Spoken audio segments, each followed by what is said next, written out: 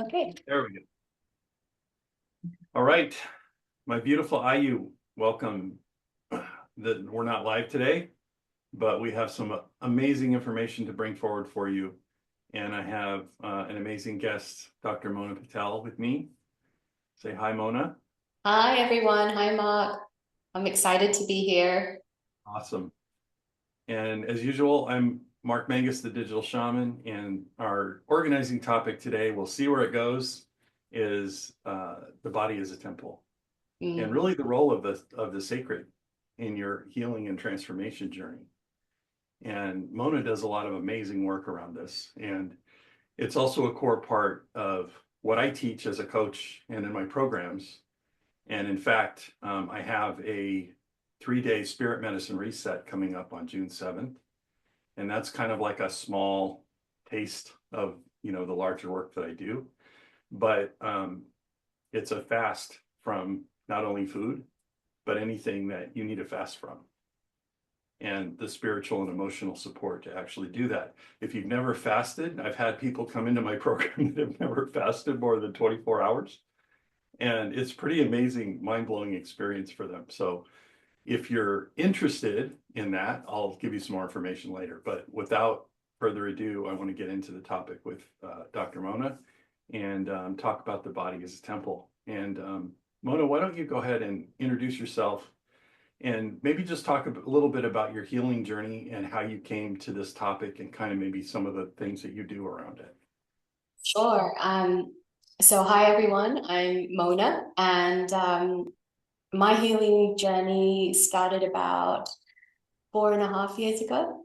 I was a dentist and I practiced for 30 years and owned my practice and was definitely in the adrenaline cortisol loop, fight, flight, right, freeze, feed. Didn't know that I was in it because it's so normal. It was such a normal part of my life. And one day I found myself in menopause, not sleeping well, putting on weight. My body was feeling the signs of the energetic heaviness and the hormones. And I was, like 180 pounds. Couldn't, shift weight. I had thyroid disease. I had diabetes, like pre-diabetes. I had adrenal insufficiency. I was perimenopausal from the age of like 38, actually. And so much was going on in my body, right? The CNS, the endocrine system, and that's all connected to the chakras, as we all know. And Yep. the heaviness and the heavy energy that were in the chakras were affecting my own body, right? And one day, about 4.5 years ago, it's when I started to have a spiritual awakening. And I came back from work and I was so tired. I put out fires. And of course, we all know that we are empaths, right? And at that moment, I did not know that I was an empath. And for many years, I had been collecting that heaviness. Now, I'm in a dental office. So, what do people bring in? Pain, Right. anger, fear. And I had such an affinity to fear, right? So, here I am, an empath, not knowing, carrying so much with me, affecting my body, and not knowing that I can release it, right? And Yeah. so that one day I'd come in from work and I wanted to just lie down. I was exhausted, like that bone tired fatigue Yeah. that you feel when you are not aligned with your soul, right? When you're Yes. just so disconnected from yourself, that tiredness was everywhere. And I went upstairs and I thought, I'll just lie down. And I'm like, oh, darn, I took the sheets off and I have to make the bed. And that day was when a fitted sheet absolutely broke me. And ladies, you'll know what I mean by this. You put the corner on the fitted sheet on one corner, you go to the second corner, and the first corner flips up. And you do it again. And then maybe you get to the third corner and the first two corners flip up. And you know what? I did that for 7 minutes, I think. 7 to 10 minutes. I'm like doing it. And then I'm like, it broke me. I fell to the floor crying and going, I keep doing the same thing again and again. And I looked up and I said, God, is this all there is? And, you know, I had my cry, I had my meltdown. I went to bed.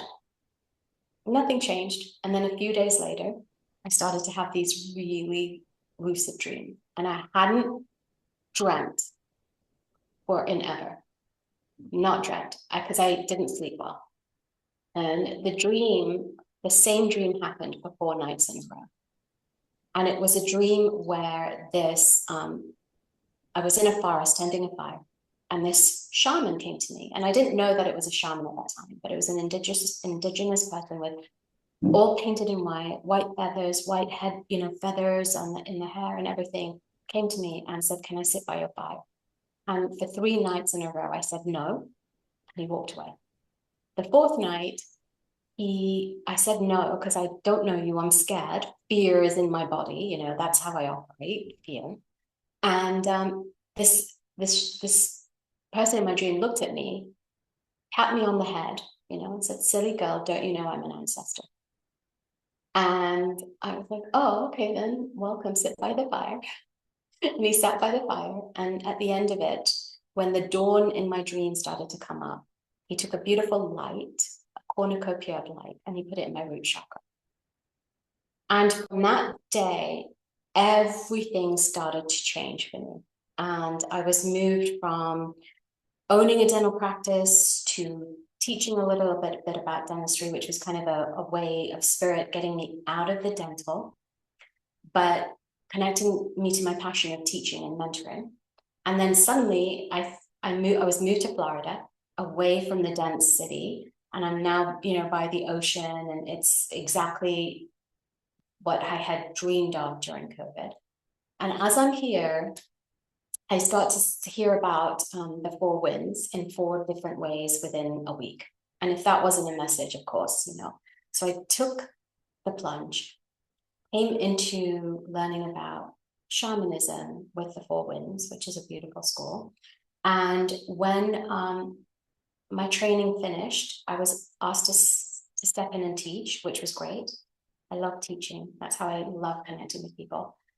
But what happened was the shifts and changes, spirit closed everything to do with teaching dentistry and anything to do with dental. And suddenly I found myself going, okay, I'm in this place.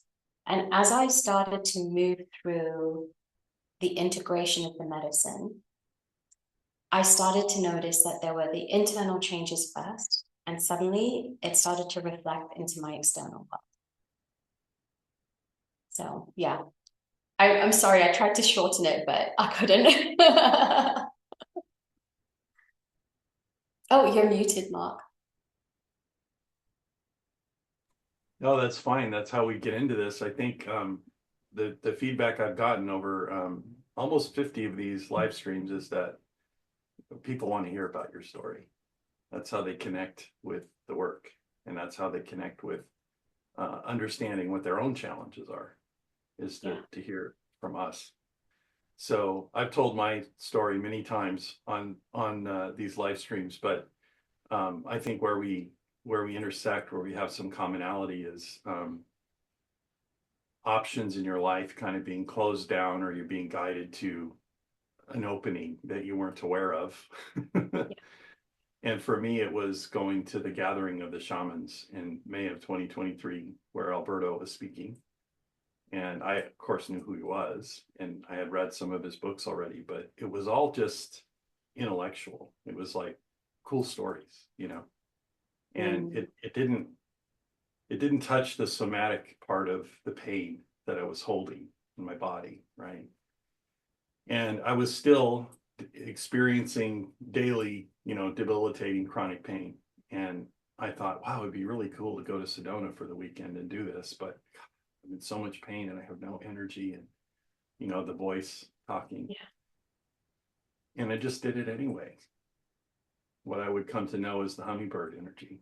Do it now, do it anyway. And I did it. And that was where I heard about the OEM program from the Four Winds. And it started, I think, less than 3 weeks later. Yeah, and it was the July OEM, right? That you were in 2023. Yeah.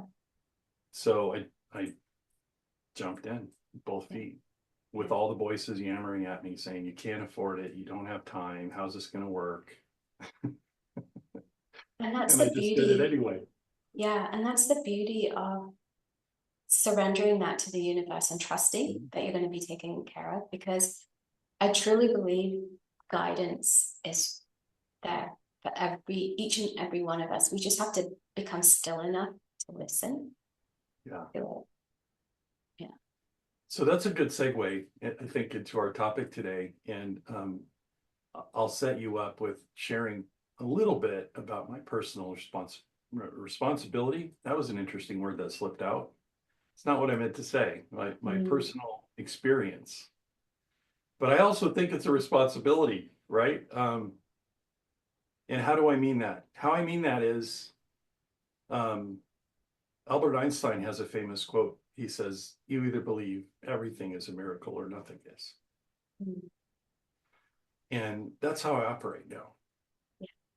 And how that applies to healing and kind of getting out of this hole that you might feel like you're in with either pain or some kind of chronic condition, or even just, not good relationships, not being where you want to be in your life and feeling stuck, is to start to treat small things at first, but everything as a miracle, and everything is an avenue for revelation. Everything is an avenue for the divine to communicate with you. And when I started to take on the daily practices of my own healing, I started to treat, and it took time. It wasn't all at once, right? But it took time to start to treat things like how I found my food, how I cooked my food, when I ate, how I ate. I focused on the eating part first. That was my avenue into treating the body as a temple, right? And I'm the opposite. Yeah. Yeah, which So is so really I'd love to cool. hear that. Yeah. So now whenever I'm, doing meal prep, if you looked at me now versus like 2, 3 years ago, you wouldn't even think it was the same person in the kitchen, right? I mean, I've got music on, I'm dancing around, I'm thinking about pouring love and surrounding this Yeah. activity with the sacred and having it nourish my body. In some traditions, they talk about blessing the food. I Yes. believe that the food blesses us. Mm. And so I allow that in. And as a result, I've lost 130 pounds So and beautiful. I'm living pain free, and I'm on no allopathic medications. Mm. And I didn't know that living this way was even possible, let alone experiencing it now. So I know you have kind of a different on ramp into the divine and the body as a temple. So please. Well, first of all, what a beautiful story, and thank you for sharing it with me. Like, I honor you. It's so beautiful, Mark, really. And I know I first met you in the OEM, and the difference in you is incredible to see. So, yeah. So, yeah, mine is a little bit different. I wanted to share a couple of things though before. I love your anchor, about the Albert Einstein. I think that's Mhm. beautiful. My anchor is a little different. When I used to feel fear and scared for jumping in and doing what was obviously guided for me, I started to say to myself, it is my moral obligation to feed my soul with the healthiest nutrition, the healthiest thoughts, the Mhm. healthiest experiences. And so I felt like it was my obligation, my soul, and that it was my responsibility Mhm. to do that for myself. And I always anchor it to that, especially if there's any overwhelm or fear that comes up. It's my Mhm. moral obligation to take care of myself. Yeah. Yeah. And And it's so simple yet it's so so simple. profound.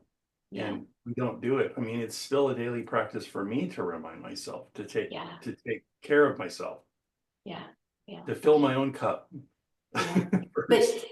yeah, and for me, when I anchor it to my soul and its journey, then everything makes sense, even if my body is feeling fear or overwhelm.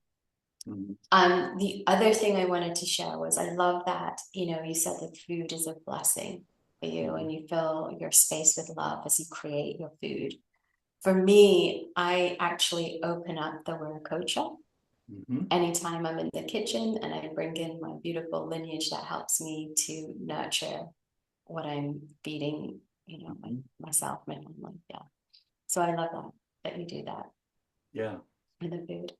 So for me, it happened in a different way. Like for you, the food came first and it helped realign you, right?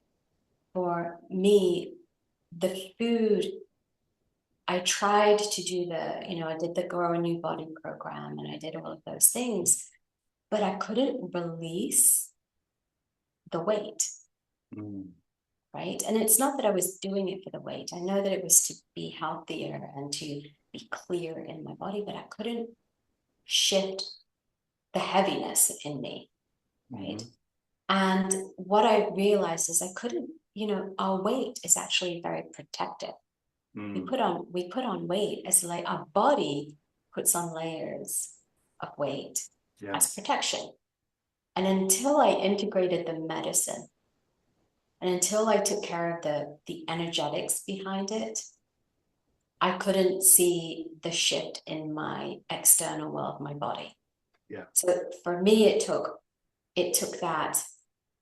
For me, it says, the pathway, and this could be for others as well. And everyone is different, but it's almost like the soul receives the healing, the clearing, the cleansing.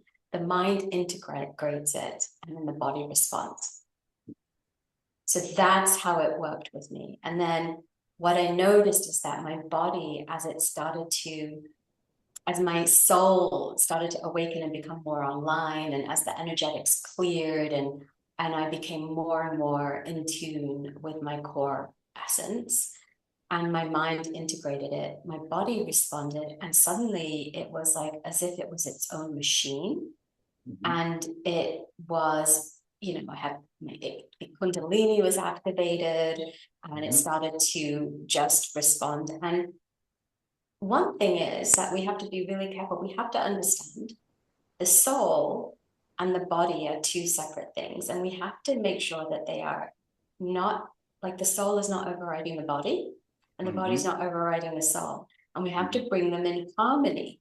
And when Yes. we do that and we align, that's when everything just, shifts and we see the difference in our health. We see the difference in how we are presenting ourselves to the world and how we are responding to the world and how we're showing up for spirit. So yeah, that's, Yeah, that's beautiful. And I love the Caro way of describing the body, the mind, and the soul is pouring different colors of paint into the same can, right? yeah, Yes, they're separate, but they're also intertwined exactly. and inextricably bound, right? And we don't in the West, we don't grow up thinking that way, right? Mhm. We're grow up with this behavior of reinforcement around compartmentalizing all of our problems. You have a weight problem, you have a health problem, you will find a solution to that problem and then move on to the next thing. So we're chasing symptoms constantly. And when I started to awaken, even before the training, I started to realize how damaging that way of thinking was. And I started looking at indigenous ways of living and eating, even before shamanism, and looked at like the blue zones and other things that Mm. studied cultures where people thrive and why. And I've been inside the healthcare industry for 30 years in the United States doing the technology piece. And um, there, I can tell you how little money is spent on studying people that are healthy versus studying disease vectors, Right. right? Yeah. And so that's where my mind shift started happening. And I started going, well, there's information out there. You just have to go find it. And again, it was the physical part for me as kind of the on-ramp. And Mm. I think that's pretty common, at least from the feedback I'm getting from my clients, is that Yes. they've tried stuff, right? Doesn't work, Yeah. or it didn't get the result they wanted to, and it feels like struggle. It feels like suffering. And what I want to offer to the audience here is that if it feels like that, it means you're not experiencing harmony, you're not experiencing Aini, and you're not serving your soul, like Mona's saying, as well as your mind and your body. You can't just stop with the body. It all is interactive and it all supports each other if you're doing the things that you need to do for yourself. We've got to release things from our body. We've got to Yeah. release the trauma, the things that we're storing in our body, not in a separate container. It's all Yeah. together. It's all a soup. It's a soup. Mhm. And we have to understand the balance of the flavors, right? Yeah. And for me, Ayurvedic medicine was a big game changer. Mhm. So for me, learning about the way the elements present in our bodies and Mhm. understanding which element may be out of balance in the body and eating the elements was a big game changer for me. And I just bring that up because there are so many different ways Mhm. to take care of your health when it comes to food. Mhm. So I just wanted to bring that into the picture that there's so many different ways. For Yeah. me, it was balancing the elements. And Mhm. and this is what I'm finding. And I think to your point, the clients that you're receiving is because they're the clients that need your medicine, right? Right. Exactly. The clients that I'm receiving are the ones that need my medicine. Mhm. And what I found is that when I become restricted Mhm. in anything that I do, especially food, that actually is worse for my body. Mhm. So I have to not be restrictive. I have to be abundant when Mhm. it comes to how I think about food. Mhm. And that's what my clients need. Mhm. So, when I'm coaching them with uh, wellness, nutrition, release, and all of those things, that's Mhm. the pathway that we take. Yeah, that's beautiful. I love that. And I've come to think of, I'm glad you brought that up because abundance is a central theme in my own practice for myself. But it's also something that I try to offer wisdom around in maybe different ways that my clients haven't thought about abundance before, right? And one of the game changer practices that I learned through the Four Winds and through the Grow New Body program is how the body works in terms of prolonged ketosis and going into autophagy and dumping the senescent cells, the zombie cells in your body that aren't really doing anything but taking up space. Um, to me, that process, even though you're not eating, is a form of abundance because you're providing a bridge and a pathway for your body to release the somatic trauma that you have stored. Because I believe there's a spiritual link Yes. between the senescence, I love that word, in the Yeah. body and the stuff that you're not letting go of. Have you read Grow a New Brain? They have a beautiful zombie cell protocol in them, which is really amazing. Yeah, yeah, Yeah. it's amazing stuff, and it's something that you don't hear from other sources in the self-help movement, and certainly not the health No. movement around eating for your gut and eating for your brain. Yeah. And actually, what was great, I was teaching at the residential program in February. And some of the students actually did the zombie cell protocol. And it was amazing to see the transformation in their eyes, skin. Mm-hmm. I mean, and people were dropping pounds. It was just amazing. Like the energy Yeah, shift. Yeah. yeah, 100%. And it's my body continues to change, and we just did it. We just finished a 12-week program, and that I led some students through, and two of them lost 24 pounds in 12 weeks, Mm. Which is and amazing. Yeah. following a lot of these protocols. And Yeah. they weren't really doing it to lose weight. They were just trying to get No. help. But what I find is that when you seek to allow I need to enter your body, your soul, your mind, whatever is out of balance comes into balance through release. And so the releasing part could be anything because everybody's different. Yes. For me, And it was a lot of weight. Yeah, and when you internally see those changes, it will reflect on the outside. And that's what Exactly. it is. It's literally bringing in Aini, your mind, body, spirit.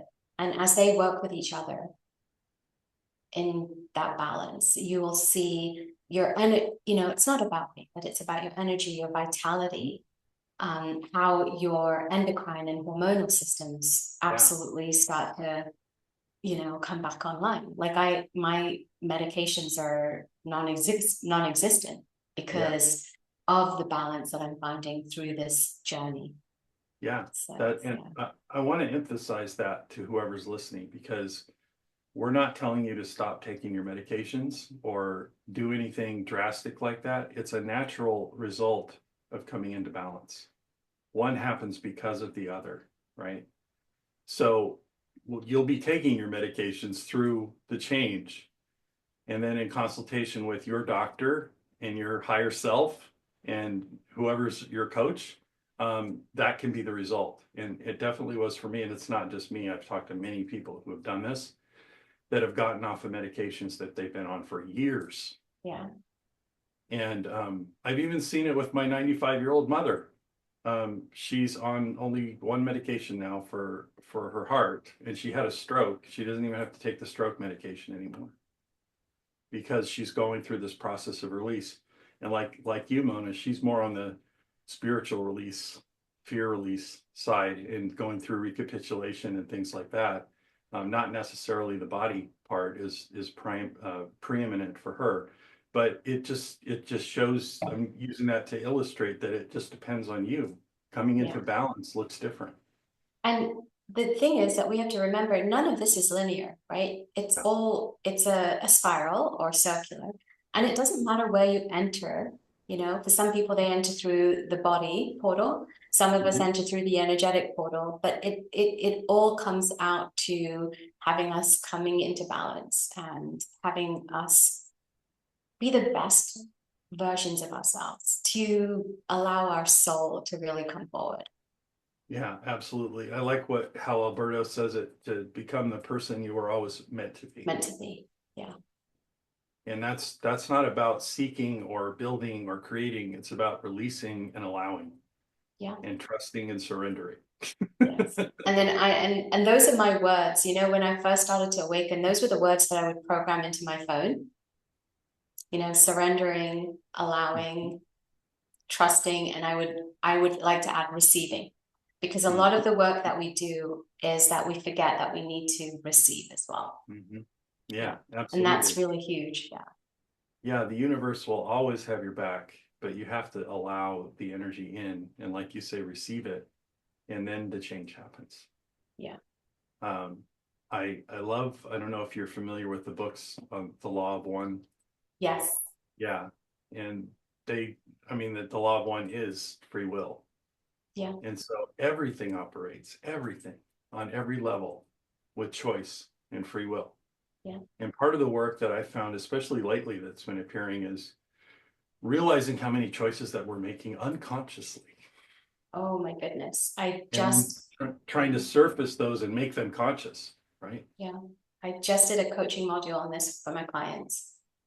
Synchronicity. There you go. Yes, exactly. It's the choices that you don't know. It's really connected to the programs that you're running in the background that you don't realize, but it's still influencing how you are dealing with all the data that's coming at you. And these choices that we have unintentionally or intentionally made, and it could be during our growing up and just saying yes, you know, without realizing, and we're carrying that still around. Yeah. And so to be aware of it and to break free of it is such beautiful work. It's incredibly empowering to live that way too. I was just talking to someone this morning about this, where instead of I'm going to say, especially for men in the West, we we are not taught that it's okay to not know. We have to know. Right? You have to We know. gotta Yeah. we gotta figure it out. Yeah. And if we don't, then we're less than. Yeah. And one of the huge shifts for me was to realize that it absolutely is okay to not know. Because when you come from that place, that's the place of infinite possibility. And you don't have to respond to everything that comes into your field, and you don't have to know. You can just sit with it and let it resonate. And actually, here's a crazy thought. What did it make you feel like? Not what did it make you think of. What did it make you feel like when that happened? And you know what that is bringing up for me is my journey, and that's the divine feminine, because I'm Mm, the divine like that's the embodiment that I'm working through right now. Ever since I went to India last year, a year ago, yeah. and the goddess called me, and I started to work with the divine feminine, and this just falling into the softness and Mm, allowing yourself to be hmm. becomes that pathway of remembering who you are. Yes. And when you start to allow and receive that, it is such a, it magnifies it so much for you. Yeah. Yeah, I love that you brought that up. I was actually going to ask you about the goddess work that you do because and we've talked about this before offline, but there's a link between what I do as well and bringing in the divine feminine for men and allowing that to balance and heal the toxic masculine programming that is constantly bombarding us because we live in kind of this collective consciousness of toxic masculinity programming. But we also choose to take it in and we choose to see that as normal. And that leads to all kinds of problems, not only worldwide, but within ourselves. But that goes back to your point from law of one, that Yeah, everything is a choice. everything's a But choice. right. And we unintentionally, even women, right? Even myself, and for the first 30 years of, or the first, I'm 55 now, so say the first 50 years of my life, I was totally in my masculine, Mm-hmm. right? Doing, proving, can't show that I don't know something, Mm-hmm. have to be perfect, being strong, not showing emotion, and not just in this energy of like, and you do that at work and you do that at home, and then you can't understand why your relationships are out of balance, right? And until you understand that you can put the sword down, you can Yeah. put your bow and arrow down, you can put your spear down, you can just put that weapon down and breathe Mm-hmm. and allow your male energy to take a breath Yeah. and allow it, let it know it's safe, Mm-hmm. because that's what it is, not knowing, Yeah. that That's it's safe. safe. A lot of the feelings that we have about not knowing and not receiving, like receiving is weak, right? Yeah, Are self-created. They're illusions. They're stories for that we tell sure. ourselves, and that Yeah, over time, we take them on as real, and they become real. yeah, yeah. And I really didn't understand that until maybe a couple of years ago. And then what really embodied it, um, I went to a teacher's retreat with the Four Winds. Mm-hmm. Alberto and Marcel invited all the faculty to Four Winds, and it was in October of 2023. And we were practicing advanced techniques on each other. And what happened to me was, before I went there, I had done a journey to the lower world to see a wound, you know, and it was this really oppressive wound. And I realized it was for the collective, and it was for Mm-hmm. sort of oppression of women, right? Mm-hmm. And I said, okay, all right. And then I went to this teacher's retreat, and we had to, we had a soul retrieval done, and we had to embody that in our body. And that meant making a movement Mm-hmm. to embody that soul fragment that was coming back. And my soul fragment, I will share, was a young woman in Indian clothes, and she wanted to dance. Mm-hmm. And so my group said, go ahead, make the movement. I was frozen, I was paralyzed, and I couldn't move. And so we said, like, breathe. Why can't you make that movement? And ultimately, the end result was understanding that I was scared of being a woman, which I don't know where that came from, right? And ultimately, I had such fear that came up. I couldn't sleep all night. I went the next day to breakfast, and my group was there, and they said, "No breakfast for you. We're going to go and remove this thing that's in there, this entity." And they removed it. They went to the lower world. The three of them took out, and it was not just for myself. It was for the collective women, right? And ever since then, stuff started to change for me. And I started to feel safer in my body. And that's what I want to really emphasize, that a lot of us don't feel safe in our body. Yeah. And all that we are talking about now, the way we eat, the way we exercise, the way we move, these are all things to help us start feeling safe in our body. That's huge and very important. Okay. And what happened was I started to shift and change. Suddenly, the feminine arose in me, and the goddess actually called me to India. And I went there I went twice, and I was there for 8 weeks at one point, 4 weeks at another. And I was called to these places, these energetic places, and I started to embody the feminine energy and understood what needed to come into balance, right? And we talk about the divine feminine. Well, the divine feminine can be just as toxic as the divine male in its unhealed form. And so it's not about being divinely feminine. It's not about being divinely masculine. It is about bringing them into balance in your body. The same thing with mind, body, soul, your soul and your body and your spirit. Everything has to align.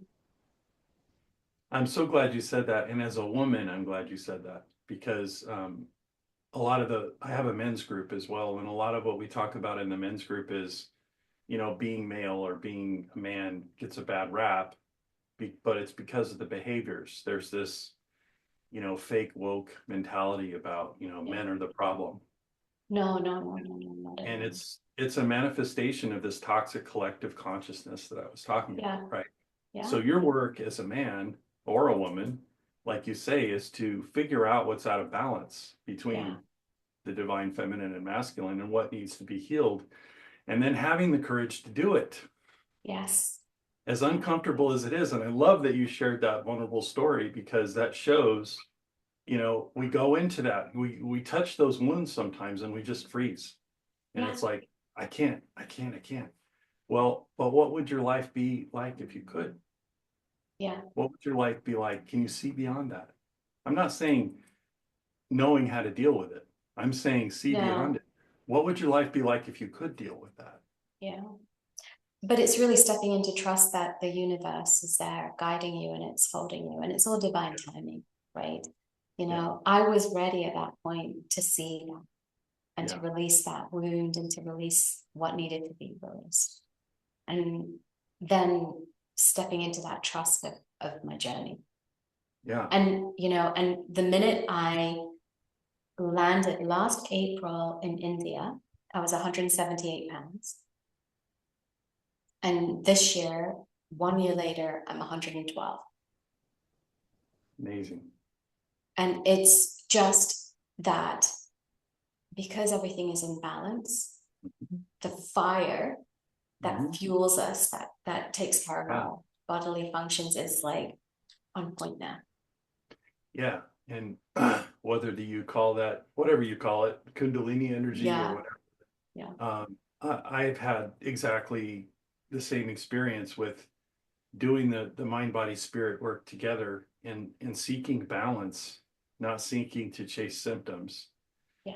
I have more energy, more mental clarity, more libido, more everything than I did now in my 50s than I did when I was in my 20s.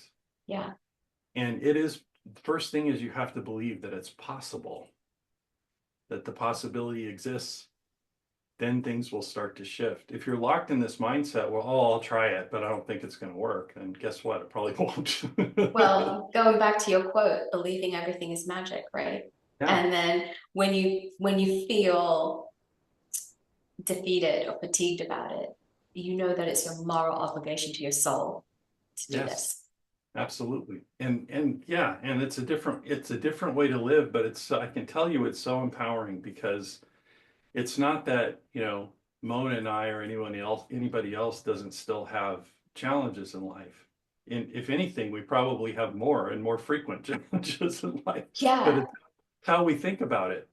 For me, I, exactly. I now notice mindfully whenever I'm triggered emotionally, and I pause and I go, thank you. Thank you for showing me that. I There's love that. still something there that's visceral that I need to work on. And it's a matter of turning into the pain and feeling the message instead of doing what I did for so many years and so many of us do, which is try to numb it out. Oh, I don't like that feeling. So I'm going to do something so I don't have to feel that. Well, the best thing you can do to not feel it anymore is work on it so that the teacher can go find another student. I think that's a beautiful way to put it. I feel that the more you are in tune with your body, the more you allow the emotion, the feelings to process in your body rather than your mind, right? Yes. And your body processes it so much truer Mm. than your mind because your mind makes stories and it gets muddied up. But Mhm. when you are in your body, when you're safe to be in your body, when you're healthy and in balance, you process these feelings and emotions. So what happens so much better. And so what happens is that as you keep going on the spiral and you keep going around the spiral, things will still come up, but you see them quicker. Your awareness of what the root issue is much more clearer. And you actually look at it and go, oh yeah, great, come on in. Let me figure you out and see you goodbye. I've cleared you. And you just, it's like an amazing shift, Mm. right? In how you perceive the data, the triggers, Yeah, and the trigger. There was a student in February he made me laugh, and he goes, you're only healed until you meet your next trigger, right? that's right. And that's it. You just keep That's right. going and going, and then you meet it. And the other thing that I'd like to reflect on is that in this lifetime, your soul wants to see itself, Mm. right? It wants to experience itself. Okay. And it does that. It can't do that unless it has a mirror. Okay. And so the mirror are the situations, the interactions, the people who come into your life. And your soul gets to experience that through these mirrors that come to you, right? And sometimes what happens is there are lifetimes and lifetimes of these mirrors, right, Mm. that we carry over. And these infinite mirrors can make our soul forget that it's an observer and it Yes. decides to become the reflection Hmm. until the divine timing and spirit, God, oneness starts to say, we're going to remind you that you're not the reflection. Yes. And when that happens and you step into that, that's when the things will shift. I love that. Absolutely. I mean, we talk so much in the shamanic training about being a mirror. Yeah. The way that you put it was so lovely that's how it works. I mean, that's how it works literally. We talk about becoming your story, becoming the reflection. It's the same thing. Same thing. See what's reflected around us. And unfortunately or fortunately, trauma is especially effective at convincing us to become the reflection. For whatever reason, that seems to be how the universe is set up. Yeah. We get those traumatic experiences and we become the reflection, and then the trauma is somatic. It goes into our body and Mm. it integrates us in a way that's out of balance. And I love where this has gone. I know that we were talking about health and everything, but I actually have Um, so I have some guides come in, and I don't know if you want me to do a little Please. frequency language. Yes, please do. Yes, because it feels like they want to really integrate that. They want to really make sure that the message is integrated about the soul journey. It's not about, it's not always about the purpose. It's Mm. about being who you came to be. Yes, And absolutely. so the Gaian grandmothers are here, and the Lemurian light beings, and the Andromedan Stasi mothers are here, and there's much joy coming through. And I want you to just close your eyes and take a deep breath. And if you can, just let your hands fall to your lap, palms upwards, or just hold them out to receive.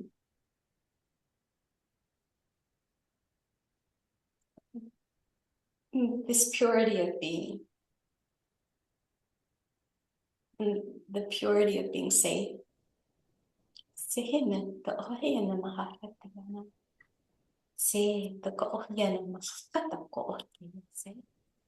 mete na samaha ni ne te so ko ohia me se na ta ya ko ko ya ko ko te kiki ko kiki se to ri na mahanye te ni na sa ka ti na mahanye te ki to ko ko ki na ka te shi ke te na maha e to ke na ka ahane mi e kito ko e ke ya pa ka ha te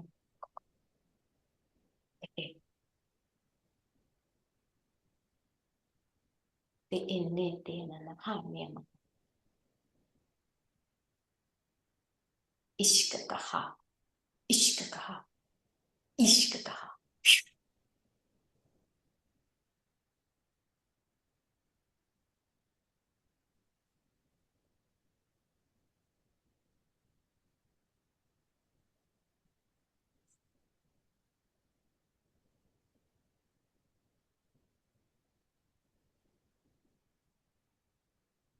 How did that feel for you, Mark? Amazing. It lit up my heart and my Hot. solar this Yeah, chakra. It's like I felt like it was bouncing back and forth between. yeah. It was like such beautiful golden light. Sophia Christ consciousness was really there. And it was Mm, just about love and purity and safety. mm. And I know that that will come through anybody who's watching the recording. I encourage you just to let that energy in and let it do whatever it needs to do with you as a person and as an individual and connect you to the energy of the source that it was coming from. And let it be a balancing factor. Let it be a balancing, because that's kind of what we've been talking about this today. Yeah, yeah. Sorry, I Yeah. wasn't expecting that. I was like, that's not gonna happen. Sorry. No apologies. Whatever spirit wants is that's what we show up for, right? That's the Yeah. pact. I'm I'm I'm just feeling so much heat right now. Like this Yeah, energy is like, yeah, yeah, yeah. I'm feeling like an electric charge going along my sternum right now. yeah. That's me too. It's like, oh. Well, I hope everyone enjoyed that, and make sure you drink lots of water. Even just a few minutes of that can, drink lots of water. Make sure you ground. Dark chocolate, going out, and putting your feet in the grass will really help anchor in the codes that came in. Hmm. Yeah. Well, with that, I want to wrap things up in the best possible way here. Um, I would love if you could talk a little bit about if people want to work with you directly, what the best way to contact you is, and I'll put the information in the link as well. And Oh, maybe a sure. little bit about your goddess retreat. That Oh, sounds amazing. yeah, I was so excited. I knew that I was going to do a retreat. I was told by my guides last October, and I hadn't thought about, I really thought I was going to do a retreat on the soul and how to bring the soul, forward and live a life that's balanced with your soul and with your human experience, right? Because that is really the challenge when you start this work. And one day, just a few weeks ago, I was in the shower and the shutters were kind of up. There was no light coming in. And I just look around and there are rainbows and prisms everywhere. And suddenly I feel the four goddesses that I work with are around me. And, they're like, silly girl, don't you realize that you're going to do a retreat on the divine feminine? And it's awakening your inner goddess. And I'm like, okay. And they're like, no, okay, that's what you are. This is what we're gifting you with because we're gifting you the embodiment of it. And so the retreat is about healing the divine feminine and bringing it into balance, awakening the inner goddess, which many, many women, and this is for women only, and there will be future retreats that include everything. But I was guided to work with women who have that wounding and to bring them to India, for the goddess to work through the land and the energy of this divine feminine force to come in and help heal and release. And we're going to go to some energetic places. We're going to be in Rishikesh at the end, where there's so much beautiful energy from the sages and, oh my gosh, and then go to the Ganges and wash and purify after we've released. Yeah, so I'm so excited about that. And, I'm on social media. I'm on Facebook. I'm on Instagram. I have a website. It's Healing Light Alchemy, and you can find me on there. There's links for, just setting up a coaching call, a clarity call if you want to find out more about what I do, or if you're just called to me, and if it's something that you feel connected to do, I'm here.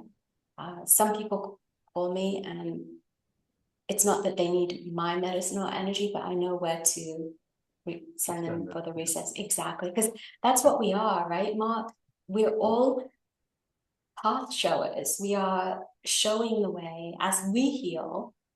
The people who are starting their journey, we can help them, right? Yes. And that's what we're doing. That's what we're doing. Lovely. Yes. And to emphasize that point, I do that all the time. I have these clarity calls with people and it's like, well, I don't really necessarily think it's my medicine that you need, but I know this other person because their face is coming into my mind like really strong. And exactly. Send them that way, right? Because we're all one, right? Yeah. We're all unity. And the more each of us help each other awaken and start our path, imagine the world as we are all tapping into our uniqueness. Isn't it? Wouldn't it be? I have tears in my eyes. It's beautiful when we do that. Yes. Yeah. And the shamanic teaching is seek ways to not take credit. Yeah. It's not about that. Yeah. It's not about us. No. It's like, namaste, right? Right. I see the light in you. And you see the light in me. Yeah. So thank you for that and for being here, Mona. And if you would like to work with me, I do primarily do my activities on Facebook, and you can send a direct message to me. If you would like to participate in the 3-day spirit medicine reset that I was talking about on June 7th, put in the comments below, I'm in, and I'll contact you and we'll get you connected to that group. If you're interested in this work at all, I encourage you to do that because it's a very small, easy way to kind of get introduced to some of these concepts, especially if you're, well, I'll say it this way. If you're new to it or you need the reinforcement on your journey, either way, I can even connect you with some people that have done it from a testimonial perspective and, get you over the hump and actually taking action and healing yourself and balancing yourself. So I love the opportunity that we had today, Mona, and the beautiful energy that came through. And I know that it's going to reach the right people and they're going to do the right things with it. I trust. And thank you, my lovely dear sister. And I hope we get to talk again soon. Thank you, my beautiful brother, for having me here. Thank you.